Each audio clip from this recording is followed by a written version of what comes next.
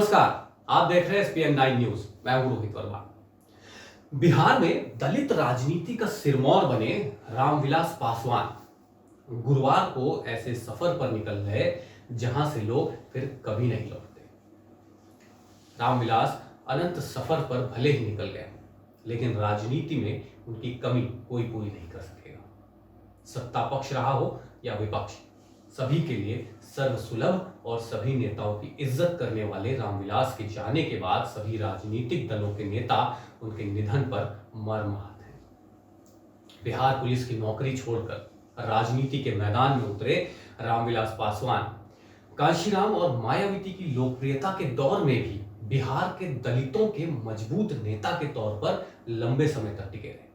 जब बिहार विधानसभा के पिछले चुनाव के समय उनके सुपुत्र चिराग पासवान ने तेजस्वी और तेज प्रताप पर कुछ हल्की टिप्पणी शुरू की, तो लालू के बेटों ने जवाबी हमला करते हुए रामविलास की दूसरी शादी की याद दिला दी। उसके बाद चिराग ने चुप्पी साधना ही बेहतर समझा। राजकुमारी देवी से शादी और 2 पुत्रियां होने के बाद उन्होंने रीना शर्मा से शादी की, जिससे चिराग पासवान और एक बेटी है। बिहार की राजनीति में यह कई बार हो चुका है कि रामविलास अपनी पहली पत्नी और दोनों बेटियों और कम से कम एक दामाद के कारण चुप रहने पर मजबूर हुए। पिछले चुनाव में ही उन्होंने आखिरी वक्त में मुजफ्फरनगर की एक सीट से अपना उम्मीदवार बदलकर एक दामाद को खड़ा करना पड़ा, क्योंकि दामाद ने काफी हंगामा मचाया था। फिर हुआ ये कि दामाद की तो जमानत जब्त हो गई, पर पुरानी उम्मीदवार निर्दलीय ही जीत गई। निजी जीवन को लेकर होने वाली टीका टिप्पणी के बावजूद रामविलास पासवान दरअसल बहुत पहुंचे हुए राजनेता हैं। 50 साल की विधायकी और सांसदी ही नहीं, 1996 से सभी सरकारों में मंत्री रहना एक ऐसी असाधारण योग्यता है जिसके आगे अजीत सिंह भी चित्त हो गए। देवगौड़ा, गुजराल से लेकर अटल बिहारी वाजपेयी, मनमोहन सिंह, नरेंद्र मोदी जैसे अनेक प्रधानमंत्रियों को साधना साधारण काम नहीं होता। इसके अलावा उन्होंने अपने कार्यकर्ताओं और खासा ध्यान दिया है, और इतने लंबे समय में उनके कार्यकर्ता या समर्थकों की नाराजगी की कोई बड़ी बात सामने नहीं आई, जो ये मामूली बात नहीं है। वे जब रेल मंत्री बने तो उन्होंने अपने निर्वाचन क्षेत्र हाजीपुर में रेलवे का क्षेत्रीय मुख्यालय बनवा दिया। अपने पिता की बनाई मजबूत राजनीतिक जमीन को हर बार कुछ गवाते अजीत सिंह तो अब सरकार और संसद से बाहर हो चुके हैं। पर एक कमजोर दलित परिवार में जन्मे रामविलास जी अपनी राजनीतिक जमीन न सिर्फ बचाए हुए थे, बल्कि आगे भी बढ़ा रहे हैं।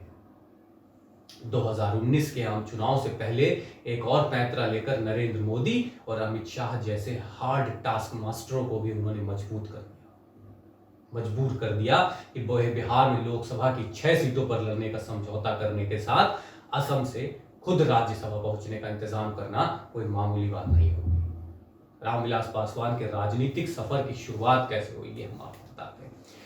1960 के दशक में बिहार विधानसभा के सदस्य के तौर पर हुई, और आपातकाल के बाद 1977 के लोकसभा चुनावों से वो तब तक सुर्खियों में आए जब उन्होंने हाजीपुर सीट पर 4 लाख मतों से साथ रिकॉर्ड अंतर से जीत हासिल की थी। पासवान 1969 में एक आरक्षित निर्वाचन क्षेत्र से संयुक्त सोशलिस्ट यूनाइटेड सोशलिस्ट पार्टी के सदस्य के रूप में बिहार राज्य विधानसभा के लिए चुने गए थे। 1974 में राजनारायण और जयप्रकाश नारायण के सानिध्य में लोकदल के महासचिव बने। वे व्यक्तिगत रूप से राजनारायण, कर्पूरी ठाकुर और सत्येंद्र नारायण सिन्हा जैसे आपातकाल के प्रमुख नेताओं के करीबी थे। पासवान मोरारजी देसाई के साथ होकर लोक बंधु राजनारायण के नेतृत्व में जनता पार्टी सेक्युलर में शामिल हुए। 1975 में जब भारत में आपातकाल की घोषणा की गई तो उन्हें गिरफ्तार कर लिया गया और उन्होंने पूरा समय जेल में बिताया।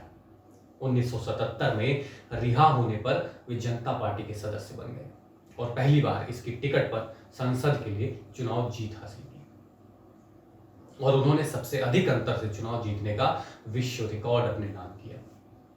वे 1980 और 1984 में हाजीपुर निर्वाचन क्षेत्र से 7वीं लोकसभा के लिए फिर से चुने गए। 1983 में उन्होंने दलित मुक्ति और कल्याण के लिए एक संगठन दलित सेना की स्थापना की। पासवान 1989 में नवी लोकसभा के लिए फिर से चुने गए और उन्हें विश्वनाथ प्रताप सिंह सरकार में केंद्रीय श्रम और कल्याण मंत्री नियुक्त किया गया। 1996 में उन्होंने लोकसभा में सत्तारूढ़ गठबंधन का भी नेतृत्व किया, क्योंकि प्रधानमंत्री राज्यसभा के सदस्य थे। ये वो वर्ष भी था जब वे पहली बार केंद्रीय रेल मंत्री बने। उन्होंने 1998 तक उस पदभार को संभाला। वर्ष 1977 की रिकॉर्ड जीत के बाद रामविलास पासवान को 1980 और 1989 के लोकसभा चुनाव में जीत मिली और फिर वे केंद्र सरकार में मंत्री बन गए। कई सालों तक विभिन्न सरकारों में पासवान ने रेल से लेकर दूरसंचार और कोयला मंत्रालय तक की जिम्मेदारी संभाली थी। इस बीच वे भाजपा, कांग्रेस, राजद, जदयू के साथ कई गठबंधनों में रहे और केंद्र सरकार में मंत्री बने रहे। पासवान नरेंद्र मोदी के नेतृत्व वाली दोनों सरकारों में खाद्य और उपभोक्ता मामलों के मंत्री रहे। रामविलास पासवान गोधरा दंगों के बाद तत्कालीन अटल बिहारी वाजपेयी सरकार में मंत्री पद से इस्तीफा देकर राजद से नाता तोड़ लिया था। इसके बाद पासवान कांग्रेस की नेतृत्व वाली संयुक्त प्रगतिशील गठबंधन में शामिल हुए और मनमोहन सिंह कैबिनेट में 2 बार मंत्री रहे। 2014 में पासवान एक बार फिर संप्रंग का साथ छोड़कर रजग में शामिल हो गए। वर्ष 2000 में लोक जनशक्ति पार्टी यानी एलजेपी बनाने के लिए पासवान जनता दल से अलग हो गए।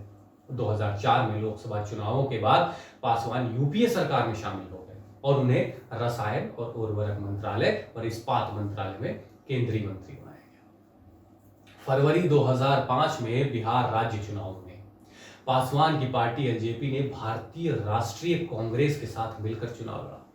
परिणाम क्या हुआ? परिणाम यह हुआ कि कोई भी विशेष दल या गठबंधन अपने आप सरकार नहीं बना सका। हालांकि पासवान ने लालू का समर्थन करने से लगातार इनकार किया। लोक जनशक्ति पार्टी के प्रमुख रामविलास पासवान के नाम 6 प्रधानमंत्रियों की कैबिनेट में मंत्री के तौर पर काम करने की शानदार उपलब्धि जुड़ी हुई है।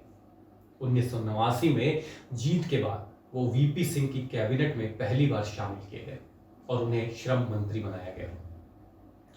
एक दशक के भीतर ही वो एचडी देवेगौड़ा, इंद्र कुमार गुजराल की सरकारों में रेल मंत्री बने। 1990 के दशक में जिस जनता दल धड़े से पासवान जुड़े थे, उसने भाजपा की अगुवाई वाले राष्ट्रीय जनतांत्रिक गठबंधन का साथ दिया और वो संचार मंत्री बनाए गए। बाद में अटल बिहारी वाजपेयी के नेतृत्व वाली सरकार में वो कोयला मंत्री बने। इसके बाद 2004 में यूपीए से जुड़ गए तथा मनमोहन सिंह के अंडर काम किया। फिर 2014 में प्रधानमंत्री मोदी के कैबिनेट में उपभोक्ता मामले, खाद्य और सार्वजनिक वितरण मंत्रालय का कार्यभार संभाला।